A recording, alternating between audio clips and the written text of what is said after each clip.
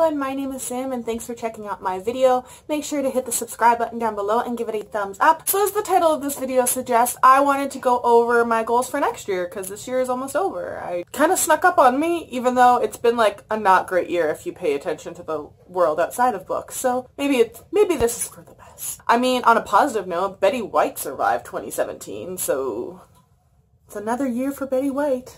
So at the time of filming this, I am almost at 250 books read for the year of 2017. I mean, I'm really happy with that number, but there are a lot of books that I just still didn't get to. So in 2018, I want to focus a little bit more on, I am going to give myself a number goal, probably 150, 200, but I really want to focus on specific types of books and, you know, getting to those books that I was disappointed that I kind of either kept pushing off or I forgot or I thought of, maybe I should read this year.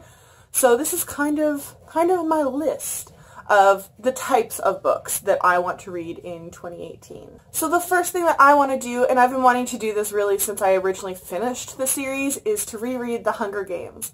I honestly have such like heart feelings towards this series. This is the first series that I was able to, honestly one of the very few series when I was in university for the 6 years that I got to pleasure read, because history degree you read a lot, especially Russian history, and you just don't have the time, a lot of it, to pleasure read, and then by the time you're in the summer and you don't have to read, you're just kind of tired of reading. So I honestly remember reading The Hunger Games like right before the film came out and loved it, and then decided to read Catching Fire, and instead of getting a good night's sleep and studying a little bit more and getting up early to write a history exam, I decided to pull an all-nighter the night before and finish Catching Fire. I haven't read this series since second or third year university, so like oh my god, yeah, so fourth, first, so almost like 5 years now. So I want to see if I just still love it or if it was just kind of a product of that whole dystopian era craze. Kind of along the same topic, I need to either read or dump the Divergent series. I own the 4 books of it, and I've read Divergent, which I actually didn't mind. I actually really enjoyed it, and I read it this past year. Then I read Insurgent, I think a couple, like 3 months later, and it was alright. Definitely not as good as the first book in my opinion. It didn't seem to have like a beginning and an end. It was just kind of a words and plots flowing all over the place kind of thing. And then I know a bunch of people didn't like how it ended in Allegiant, and then I have the 4, which is like the series short stories of the main male character, and I loved 4.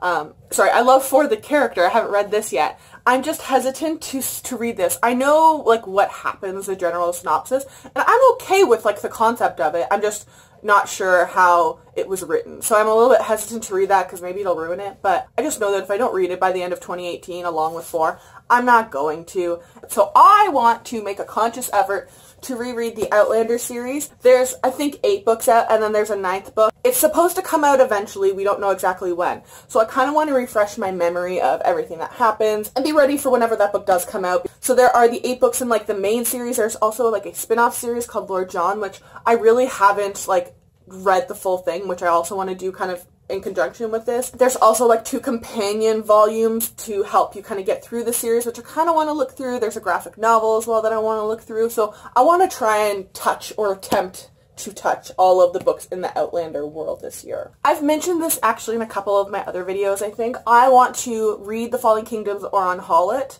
I read the first one and actually really enjoyed it for the most part. My friend Meg hates it, but you know, I didn't mind it. It's definitely like a YA fantasy Game of Thrones kind of thing, but I tried Rebel Springs and I didn't hate it. I just was not in the mood for it, so I'm gonna retry and read that. And the last book in this series is coming out, I think it's like Immortal Reign or something like that.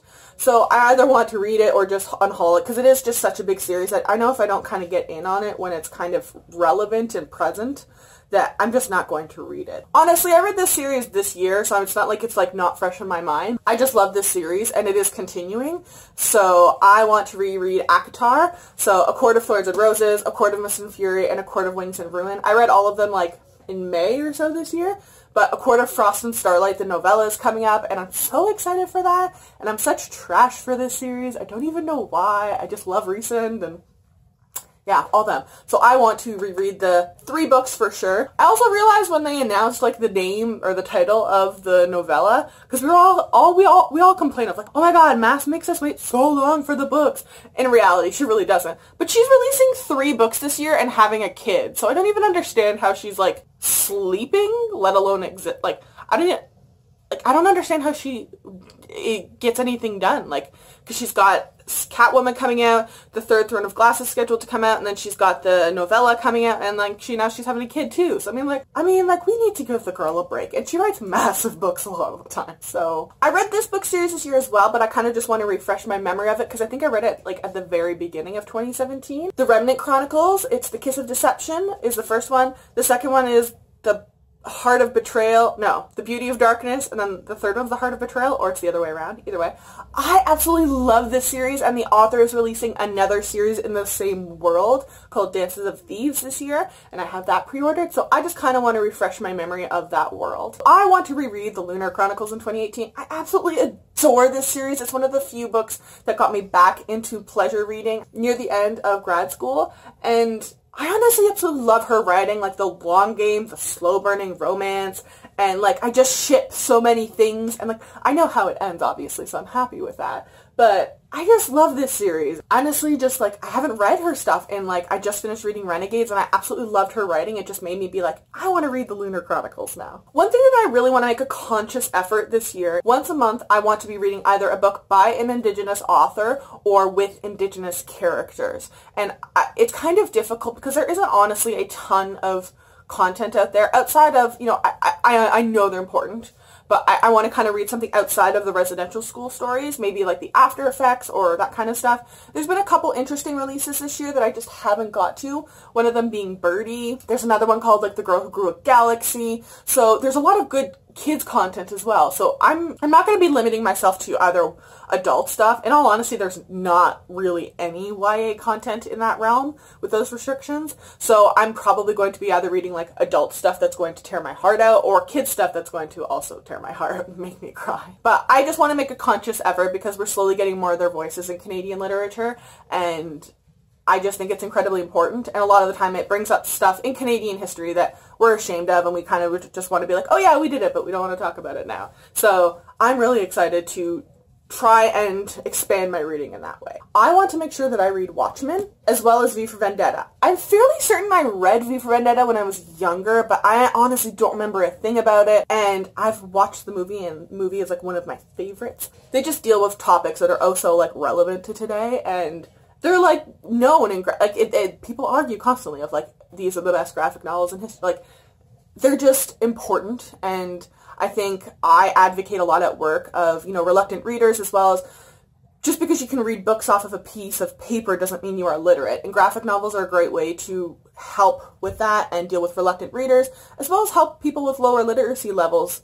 And content in graphic novels are, and even comics as well, it's not just superheroes. There's a lot of political stuff in these things, and they deal, like, this one was a lot of, like, anti-Semitism and dictatorship governments and all that kind of stuff.